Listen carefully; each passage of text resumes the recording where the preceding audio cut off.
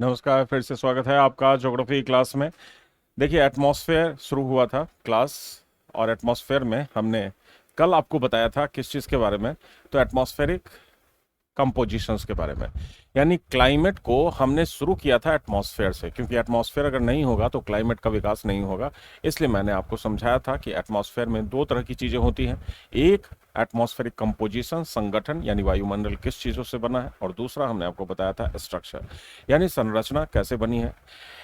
तो संरचना के बारे में बताया था कि नीचे से लेकर ऊपर तक 36,000 किलोमीटर तक जो हमारा वायुमंडल है उसमें कई तरह के लेयर हैं, और इसी लेयर को अगर पढ़ते हैं, उसके कैरेक्टर को पढ़ते हैं, उसके फीचर्स को पढ़ते हैं, तो इसको हम कहते हैं एटमॉस्फेरिक स्ट्रक्चर।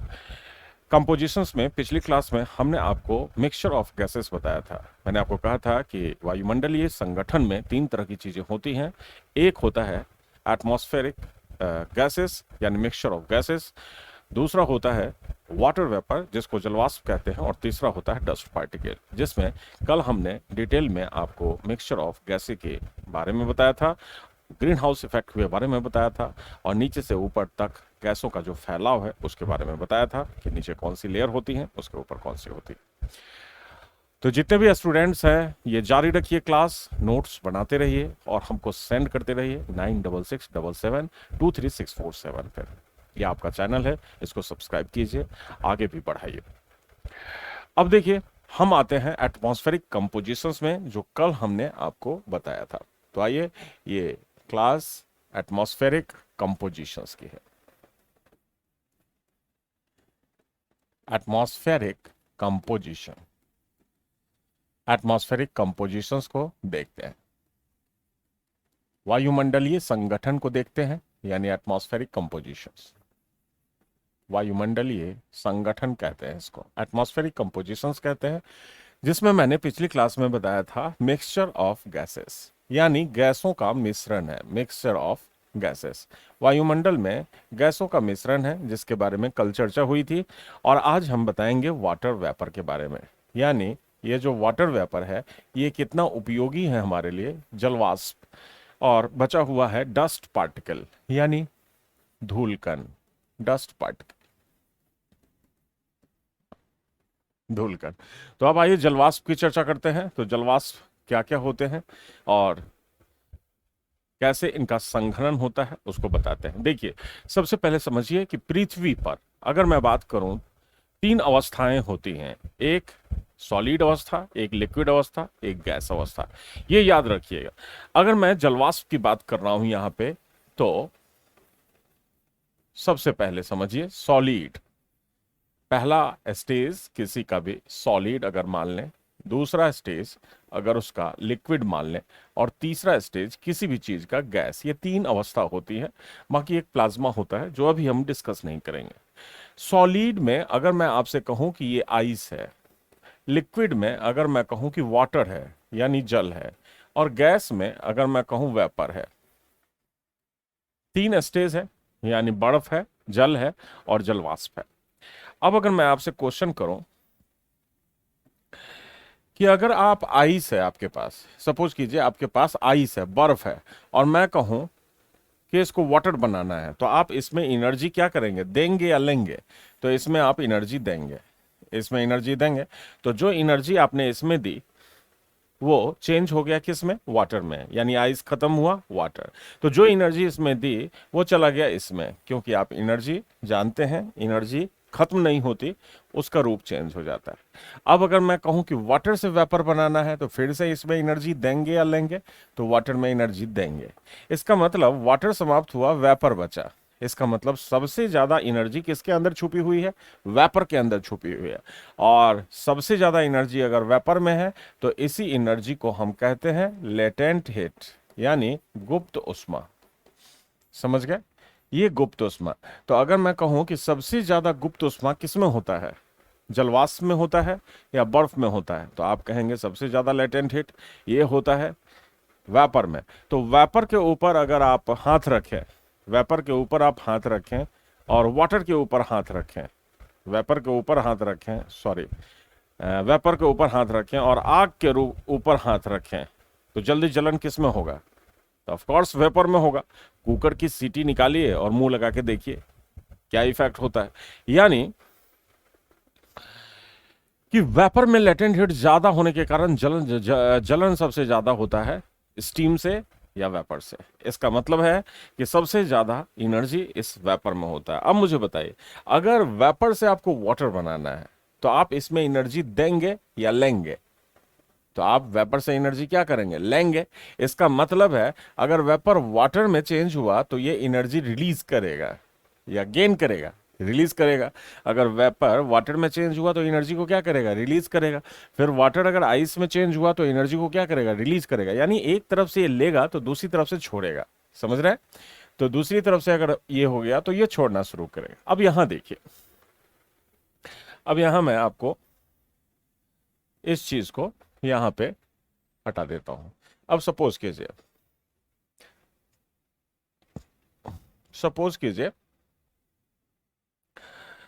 सपोज कीजिए ये समुद्र है। सपोज कीजिए ये समुद्र है। समुद्र पे अगर आपने सूरज की गर्मी दी, सपोज कीजिए यहां से सूरज की गर्मी दी आपने,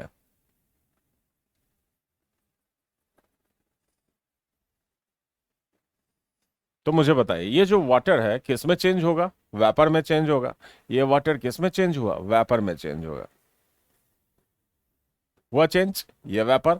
अब मुझे बताइए ये वेपर में जैसे ही चेंज होगा, इसका मतलब क्या हुआ? ये वाटर का वेपर रूप यहां आ गया, वायुमंडल में वेपर रूप आ गया। इसी वेपर को आपने नाम क्या दिया? ह्यूमिडिटी।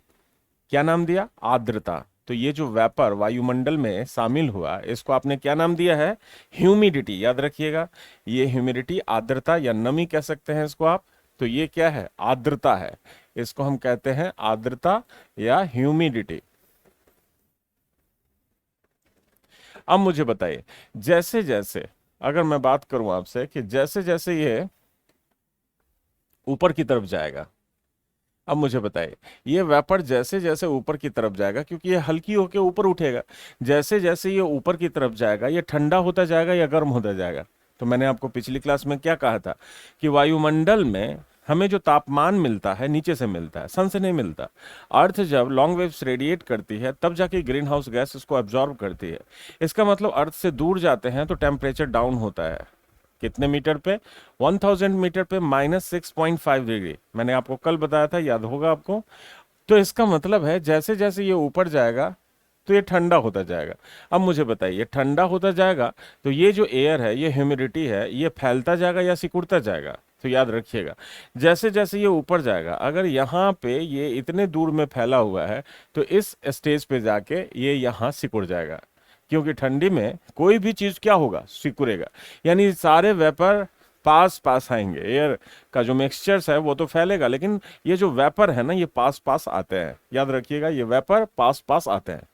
अब यहाँ पे सपोज कीजिए ह्यूमिडिटी की डेंसिटी 60% है, मान लीजिए कम है, तो यहाँ पे अगर पास पास और हो गए वेपर तो यहाँ पे डेंसिटी क्या हो गई? बढ़ गई, क्योंकि ठंडी में ये सब पास पास आ रहा है। अब यहाँ पे डेंसिटी क्या हो गई? 80%। और ऊपर अगर ये वेपर जाएगा इसका मतलब है कि यहाँ पे आके ये सारे वेपर एक ही जगह कलेक्ट हो जाएंगे, और यहाँ पे डेंसिटी ऑफ ह्यूमिडिटी कितनी हो गई? तो 100%। तो इसका मतलब सारे वेपर एक ही जगह जाके क्या हो रहे हैं? कलेक्ट हो जा रहे हैं, और यहीं पे बन जाएगा क्या? बादल। तो ये जो बूंद बना इसका मतलब ये वाटर बन गया, और ये जो वाटर बना इसी को हम कहते हैं कॉन्डेंसेशन। तो ये जो बना है इसको हमने क्या नाम दिया? संघनन। याद रखिएगा ये संघनन हो गया, इसको हम कहते हैं कॉन्डेंसेशन। समझ गए? तो अगर आपसे पूछा जाए कि संघनन कितने परसेंट ह्यूमिडिटी पे होता है, तो 100%।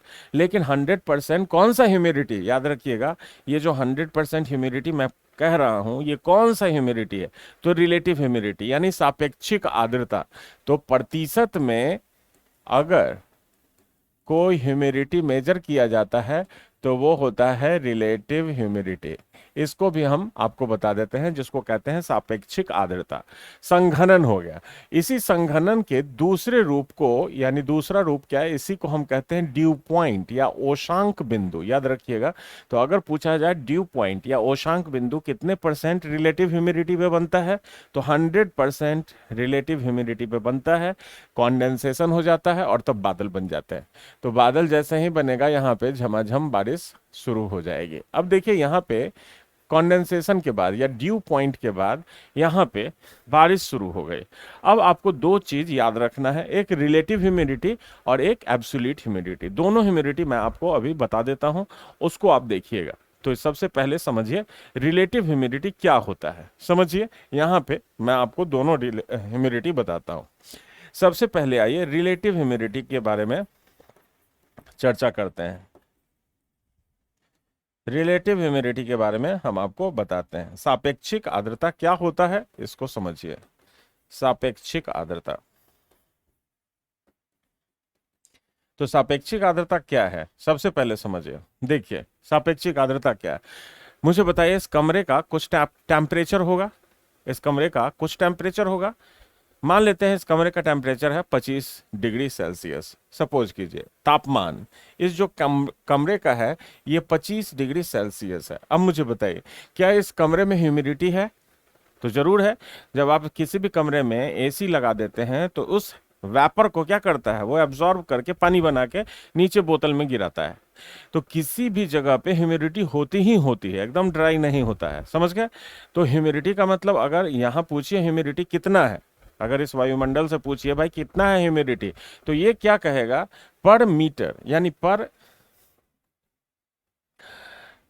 इसका कहना है कि पर क्यूबिक मीटर। पर क्यूबिक, क्यूब समझते हैं ना कैसे बनता है, ये क्यूब होता है, समझे, ये क्यूब है। तो इसका कहना है पर क्यूबिक मीटर, यानी 1 मीटर का क्यूब अगर बना दीजिए तो इसका कहना है कि 30 ग्राम है इसमें। ठीक है, तो इसका कहना है कि पर क्यूबिक मीटर 30 ग्राम है, 30 ग्राम पर क्यूबिक मीटर है ये। ठीक है, लेकिन इससे पूछिए कि देखो 25 डिग्री सेल्सियस पे तुम्हारे पास अभी तो कितना है, कितना है, 30 ग्राम पर क्यूबिक मीटर है। लेकिन अगर इससे कहते हैं आप ये बताओ कि मैं तुम्हें कितना और ग्राम ह्यूमिडिटी दे दूं तुम्हें कि तुम यहां बादल बना दो, यानी तुम्हारा मैक्सिमम कैपेसिटी कितना है कंडेंसेशन का 25 डिग्री सेल्सियस पे। तो इसका कहना है, देखिए वर्तमान में तो मेरे पास 30 ग्राम है, लेकिन मैक्सिमम इस टेम्परेचर पे मैं 50 ग्राम ढो सकती हूं। इसका मतलब है कि इसका जो कंडेंसेशन का, संघनन का मैक्सिमम जो एटमॉस्फेयर में 25 डिग्री पे मैक्सिमम ढोने की क्षमता कितनी है, तो इसका कहना है कि 50 ग्राम है, 50 ग्राम पर क्यूबिक मीटर है, 50 ग्राम पर क्यूबिक मीटर है। तो मुझे बताइए कंडेंसेशन ये कितने पे करता है, 50 ग्राम पर क्यूबिक मीटर पे, यानी इतने डिग्री सेल्सियस पे अगर 50 ग्राम और दे दिया जाए, यानी इसमें 30 ग्राम और दे दिया जाए, तो बादल में कन्वर्ट हो जाएगा। समझ रहे हैं ना, बादल में कन्वर्ट हो जाएगा। इसका मतलब मैक्सिमम इसका ये लिमिट है जिससे वो संघनित हो जाता है, यानी इसका सैचुरेशन लेवल कितना है, मैक्सिमम है 50 ग्राम 25 डिग्री पे, इस क्लाइमेट में, इस कमरे में। तो ये बादल बना देगा, यहां बादल बना देगा। तो इसका मतलब मुझे बताइए अभी इसका कितना है, 30 ग्राम, होना कितना चाहिए कंडेंसेशन के लिए, 50 ग्राम। तो 30 ग्राम 50 ग्राम का कितना परसेंट है, तो 60% है। कितना परसेंट है, तो 60% है। 50 ग्राम का 30 ग्राम कितना परसेंट है, तो 50 ग्राम का 30% कितना है, तो ये कितना है, 60%। तो रिलेटिव ह्यूमिडिटी, अगर मैं आपसे कहूं रिलेटिव ह्यूमिडिटी कितनी हो गई, 60%। तो याद रखिएगा जो वर्तमान में है, सपोज कीजिए हमने काउंट किया यहाँ पे कितना था, तो कितना था यहाँ पे, कितना था यहाँ पे, 30 ग्राम था ना, 30 ग्राम। लेकिन होना कितना चाहिए कंडेंसेशन के लिए, 50 ग्राम। तो 30 ग्राम 50 ग्राम का कितना परसेंट है, तो ये है 60%। तो रिलेटिव ह्यूमिडिटी 60% हो गया। तो 60% का मतलब है कि इसमें और कितना मिला दिया जाए कि ये बादल बरस जाएगा, पानी बरस जाएगा। तो इसमें 20 ग्राम और मिला दीजिए, यानी 40% कम है। तो इसमें अगर 20 ग्राम और मिला देंगे तो 40% और आ जाएगा। तो 20 ग्राम इसमें मिला दीजिए। अब अगर मैं कहूं कि 30 ग्राम पर क्यूबिक मीटर क्या है, तो ये एब्सोल्यूट ह्यूमिडिटी है, एब्सोल्यूट ह्यूमिडिटी। ये है निरपेक्ष आर्द्रता, इसको हम कहते हैं सापेक्ष आर्द्रता। क्या कहेंगे इसको? सापेक्ष आर्द्रता। और इसको क्या कहेंगे? निरपेक्ष आर्द्रता। समझ गए? निरपेक्ष आर्द्रता, निरपेक्ष आर्द्रता, समझ गए? तो ये है आपका एब्सोल्यूट ह्यूमिडिटी। तो अगर आपसे क्वेश्चन पूछा जाए कि भाई कौन सा ह्यूमिडिटी है जिसको हम प्रतिशत में निकालते हैं, कौन सा ह्यूमिडिटी है, तो ये ह्यूमिडिटी कौन सा है? तो ये ह्यूमिडिटी है, कौन सा ह्यूमिडिटी है? Relative humidity. और कौन सा ह्यूमिडिटी है जिसको हम ग्राम प्रति मीटर क्यूब, घन मीटर में निकालते हैं? तो वो होता है निरपेक्ष आर्द्रता, एब्सोल्यूट ह्यूमिडिटी। तो यहां तक आप समझ गए। अब आइए एक और चीज आपको हम समझा दें। यहां तक ठीक है? तो आइए अब आगे समझते हैं। तो इसको आप नोट डाउन करते रहिएगा। अब इसको हम यहां से हटाते हैं। यहां तक तो आप समझ ही गए हैं, इसको हम यहां से हटा रहे हैं। ठीक है? तो अब देखिए, अब जरा एक और चीज पे ध्यान दीजिए। अब देखिए, मैंने आपसे क्या कहा कि अगर मैंने आपसे क्या कहा कि अगर आप किसी भी समुद्र के ऊपर, सपोज कीजिए ये समुद्र है ना, ये क्या है? समुद्र है। अब इस समुद्र में अगर आप एनर्जी देते हैं, सपोज कीजिए ये समुद्र है और इसके ऊपर आप एनर्जी देते हैं, किससे देंगे एनर्जी? तो सन से देंगे एनर्जी। दीजिए, आप क्या देंगे? ये खुद ले रहा है एनर्जी, समुद्र अगर ले रहा है। तो मैंने आपको क्या कहा कि ये धीरे धीरे वेपराइज होता है और वेपर बनेगा, तो इसका मतलब धीरे धीरे ऊपर जाएगा, ठंडा होगा। ठंडा होगा तो एक टाइम आएगा जब ये क्या हो जाएगा? संघनित हो जाएगा। इसका मतलब क्या हुआ? ड्यू पॉइंट बन जाएगा। ये क्या बन गया? ड्यू पॉइंट, जिसको हम कहते हैं औसांक बिंदु।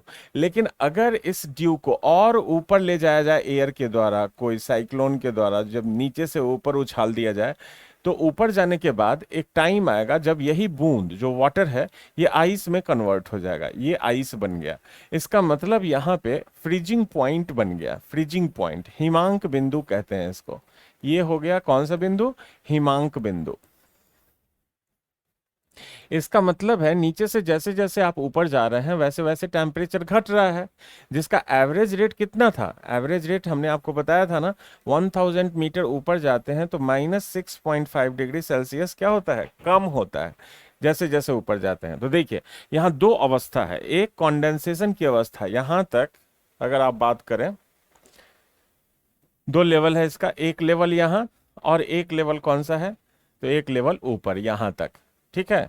और एक सी लेवल है जो नीचे है, ठीक है। तो यहां पे है सी लेवल, समुद्र तल, और यहां पे कॉन्डेंसेशन हो रहा है, कॉन्डेंसेशन, कॉन्डेंसेशन लेवल है। और यहां पे क्या है? हिमांक बिंदु, फ्रीजिंग पॉइंट है। तो अगर मैं कहूं कि जहां पे ड्यू बन गया, इसका मतलब यहां क्या बनना शुरू हो गया? यहां पे बादल बनना शुरू हो गया। इसका मतलब है यहाँ क्या बन रहा है? यहाँ बादल बन रहा है और यहाँ पे झमाझम बारिश हो रही है। इसका मतलब है अगर यहाँ से ऊपर जाएंगे तो ह्यूमिडिटी आपको नहीं मिलेगा। इसका मतलब कंडेंसेशन से ऊपर पूरा क्लाइमेट क्या है? ड्राई है। ये क्लाइमेट टोटल क्या है? शुष्क है। और इसके नीचे जो क्लाइमेट है ये क्या है? मॉइस्ट है। इसके नीचे क्या है? क्लाइमेट क्या है? मॉइस्ट है। तो दो तरह का क्लाइमेट है, एक कंडेंसेशन से ऊपर, एक कंडेंसेशन से नीचे। तो मैं भी आपको बता देता हूं, जब यहां से आप ऊपर की तरफ जाते हैं, यहां से आप ऊपर की तरफ जाते हैं यहां तक, कंडेंसेशन लेवल तक, यहां तक, तो टेम्परेचर में जो गिरावट होती है प्रति 1000 मीटर -10 डिग्री सेल्सियस होती है। समझ गया? -10 डिग्री यहां तक। लेकिन अगर मैं कहूं यहां से कंडेंसेशन से ऊपर और फ्रीजिंग पॉइंट तक आप जाते हैं तो प्रति 1000 मीटर -3.5 डिग्री सेल्सियस टेम्परेचर गिरता है। तो इस इसको हम क्या कहते हैं और नीचे वाले को क्या कहते हैं? तो ये जो टेम्परेचर डाउन हो रहा है इसको हम कहते हैं dry, adiabatic, adiabatic lapse rate, lapse rate. इसको कहते हैं क्या? शुष्क रुद्धोष्म पतन दर, पतन दर। तो शुष्क रुद्धोष्म पतन दर कंडेंसेशन से ऊपर वाले को कहते हैं, और नीचे वाले को क्या कहेंगे? Moist adiabatic lapse rate, moist adiabatic, adiabatic lapse rate, lapse rate. समझ गए? तो इसको कहते हैं आर्द्र रुद्धोष्म पतन दर, आर्द्र रुद्धोष्म पतन दर। समझ रहे हैं? ये इससे ऊपर ड्राई एडियाबेटिक, इससे नीचे मॉइस्ट एडियाबेटिक। क्योंकि यहां से लेकर यहां तक मॉइस्चर है, लेकिन इससे ऊपर मॉइस्चर नहीं बनेगा क्योंकि यहां कंडेंसेशन हो जा रहा है और यहां के बाद टेम्परेचर डाउन हो गया। तो यहां से यहां तक टेम्परेचर कम रेट से गिरता है और यहां से यहां तक ड्रास्टिकल रेट से टेम्परेचर डाउन होता है। तो याद रखिएगा दोनों ही रेट आपके एग्जाम में पूछा जाता है। तो अगर मैं कहूं कि जहां कंडेंसेशन हो रहा है यानी इस स्टेज पे क्या क्या बनेगा, तो यहाँ पे क्लाउड बनेगा, बादल बनेगा। यहाँ पे क्या बन सकता है? ड्यू बन सकता है, ओ शांक बिंदु है ना, ड्यू बन सकता है। और यहीं पे रेनफॉल, ड्रिजल भी हो सकता है। ड्रिजल का क्या मतलब होता है? बूंदाबांदी, ड्रिजल हो सकता है। तो इस लेवल पे क्लाउड बन सकता है, ओस बन सकता है, ड्रिजल बन सकता है। लेकिन इस लेवल पे क्या क्या बनता है? फ्रॉस्ट, जिसको हम कहते हैं पाला। पाला 4 डिग्री सेल्सियस से नीचे अगर चला गया तो उसको हम पाला कहते हैं। इसके अलावा स्लीट बन सकता है। स्लीट का मतलब होता है उपल वृष्टि। रेनफॉल और स्नोफॉल दोनों ही होता है, उसको स्लीट कहते हैं, उपल वृष्टि कहते हैं।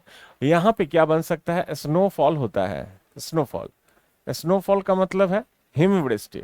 और इसके अलावा यहाँ पे ओले भी गिर सकते हैं, हेल कहते हैं उसको, ओले। तो हेल का मतलब ओला होता है। तो इस लेवल पे जो बर्फ वाली घटनाएं हैं ये होती हैं, और इस लेवल पे जो बूंद वाली, वाटर वाली घटनाएं हैं ये होती हैं। तो यहाँ और यहाँ दोनों में आप अंतर समझ गए होंगे। दूसरा एक कंडेंसेशन चैप्टर अलग से मैं बताऊंगा, उसमें सारी चीज को क्लियर करूंगा कि फॉग कैसे बनता है, मिस्ट कैसे बनता है, या फ्रॉस्ट एक्शन कैसे होता है, ड्यू कैसे बनेगा, ये सब के बारे में आपको जानकारी दी जाएगी। तो ये जो आप देख रहे हैं 2 तरह का मॉइस्ट रेट हमने बताया लैप्स रेट का, वो आप यहाँ पे आप समझ पा रहे हैं। तो मुझे बताइए, अगर वाटर वेपर नहीं हो, अगर वाटर वेपर नहीं हो तो क्या क्लाइमेट बनेगा? बादल बनेंगे, बारिश होगी, कुछ भी घटित नहीं होगा वायुमंडल में। इसलिए वेपर का होना हमारे लिए बहुत ही जरूरी है। तो यहाँ पे आपने क्या क्या सीखा कि कंडेंसेशन किस लेवल पे होता है, ड्यू पॉइंट किसे कहते हैं, वायुमंडल में बादल का निर्माण किस अवस्था में होता है, कितने % रिलेटिव ह्यूमिडिटी पे होता है, निरपेक्ष आर्द्रता या एब्सोल्यूट ह्यूमिडिटी क्या है, रिलेटिव ह्यूमिडिटी क्या है, ड्राई एडियाबेटिक लैप्स रेट क्या है, मॉइस्ट एडियाबेटिक लैप्स रेट क्या है, एवरेज लैप्स रेट क्या है। तो ये सब हमने आपको इसमें बताया जलवाष्प में, वाटर वेपर में। तो ये कॉन्सेप्ट्स को आप समझ जाइएगा। समझ गया? तो अब मुझे बताइए, एटमॉस्फेयर में 3 चीजें मैंने बताया था। एक मिक्सचर ऑफ गैस जो कल बता दिया था, आज वाटर वेपर, दूसरा डस्ट पार्टिकल। तो डस्ट पार्टिकल में हम आते हैं। अब डस्ट पार्टिकल क्या है उसको देखते हैं। डस्ट पार्टिकल में देखिए क्या है डस्ट पार्टिकल। डस्ट पार्टिकल क्या है? तो इसको मैं मिटा दूं।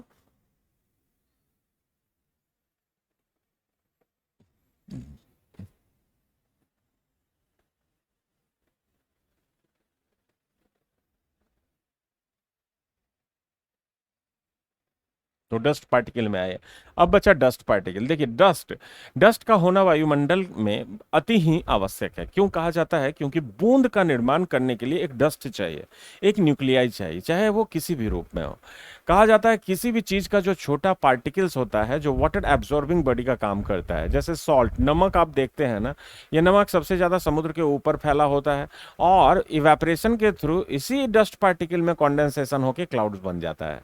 तो अगर डस्ट नहीं होगा, धूल नहीं होगा, तो क्लाउड नहीं बनेगा और ना ही रेनफॉल होगा। जैसे बारिश की बूंद को एक माइक्रोस्कोप में ले जाइए और खोलने की कोशिश कीजिए, खोलने की कोशिश कीजिए तो आप उसमें देखेंगे ना एक डस्ट है, पूछिए उससे अंदर क्या कर रही हो तुम, तो उसका कहना है कि अगर मैं नहीं रहूंगी तो ये जो पानी है ना ये एक जगह कॉन्डेंस नहीं हो पाएगा, इसलिए डस्ट का होना बहुत ही जरूरी होता है। तो मुझे बताइए, डस्ट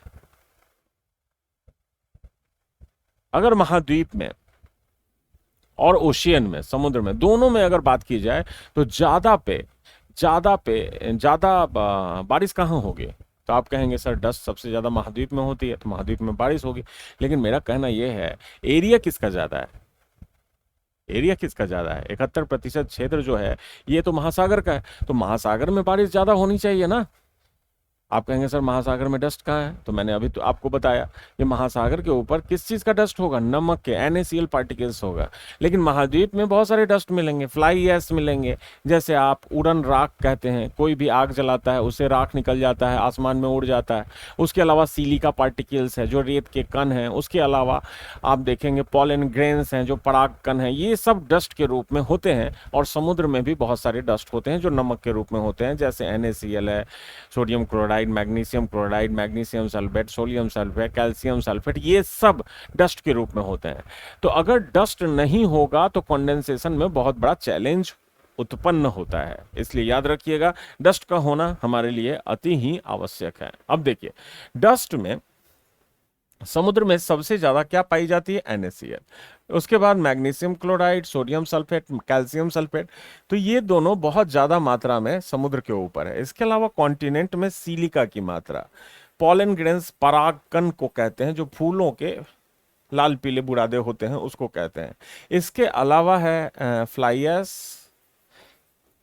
या फिर डिफरेंट पॉल्यूटेंट्स भी हो सकते हैं। तो फ्लाई ऐश का मतलब उड़न राख कह सकते हैं। अब आप मुझे बताइए, अगर डस्ट एटमॉस्फेयर में है तो बारिश हो रही है, लेकिन अगर मैं कहूं डस्ट ओवर बहुत ज्यादा हो जाए तब एटमॉस्फेयर में क्या होगा?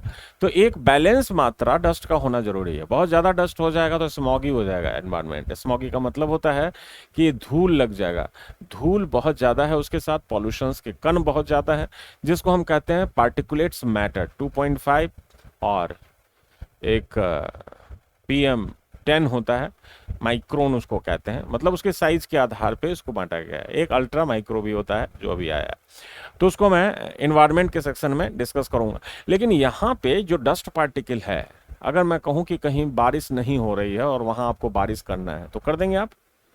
तो आप कहेंगे हाँ सर डस्ट को बिखेर देंगे, लेकिन इस डस्ट से तो होगा नहीं। आप इस डस्ट को ले जाएंगे तुरंत नीचे आ जाएगा। एक ऐसा डस्ट चाहिए या एक ऐसा केमिकल चाहिए जो बारिश करे।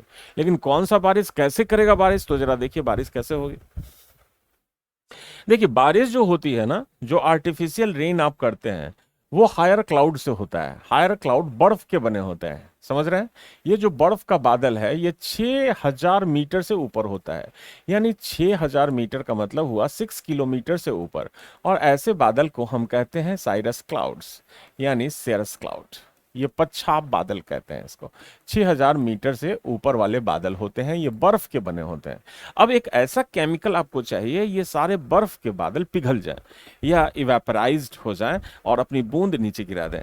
तो हम इसके लिए प्रयोग करते हैं सिल्वर आयोडाइड। याद रखिएगा कौन सा प्रयोग करते हैं? सिल्वर आयोडाइड और सिल्वर ब्रोमाइड। एक और कण सॉलिड CO2 जिसको हम कहते हैं ड्राई आइस, यानी ठोस कार्बन डाइऑक्साइड। सॉलिड CO2 जिसको हम कहते हैं ड्राई आइस, ठोस कार्बन डाइऑक्साइड को शुष्क बर्फ कहते हैं। सिल्वर ब्रोमाइड, सिल्वर आयोडाइड, इनमें से किसी को भी अगर आप यहां स्प्रे करते हैं, इतनी ऊंचाई पे हेलीकॉप्टर से स्प्रे करते हैं, तो ये इवेपराइज्ड हो जाता है बादल और नीचे गिरा देती है इसकी बूंदें। तो ये याद रखिएगा, हमेशा जब भी किसी भी आर्टिफिशियल रेनफॉल को करना है तो इस रेनफॉल को हम क्या का नाम देंगे? Artificial rainfall. कृत्रिम वर्षा। तो याद रखिएगा, कभी कभी पूछा जाता है क्वेश्चन कि कृत्रिम वर्षा कैसे होता है।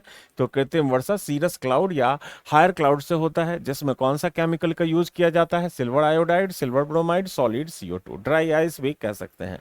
तो ये डस्ट पार्टिकल का इंपॉर्टेंस है। अगर डस्ट नहीं होगा तो आपके यहाँ बारिश नहीं होगी। उसके लिए फिर से आपको केमिकल का प्रयोग करना पड़ेगा, जैसे चाइना अक्सर करता रहता है, हम भी करते हैं, लेकिन हमारा जो कार्यविधि बहुत सीमित है, क्योंकि यह काफ़ी कॉस्टली होता है। दिल्ली में स्मॉग लगता है, तो बारिश कृत्रिम बारिश कराने के लिए विधानसभा में चर्चा होती है, लेकिन आज तक हमने कराया नहीं है। तो ये था आपका एटमॉस्फेरिक कंपोजिशन। आज की क्लास यहीं समाप्त होती है। कल हम एटमॉस्फेरिक स्ट्रक्चर की चर्चा करेंगे। तब तक के लिए इजाजत दीजिए, धन्यवाद। और इससे पहले इस क्लास को लाइक कर दीजिएगा, अगर पसंद हो तो शेयर भी कीजिए, आगे बढ़ाइए चैनल को, ताकि हमारा भी मोटिवेशन बना रहे और आपकी भी पढ़ाई होती रहे। Thank you very much.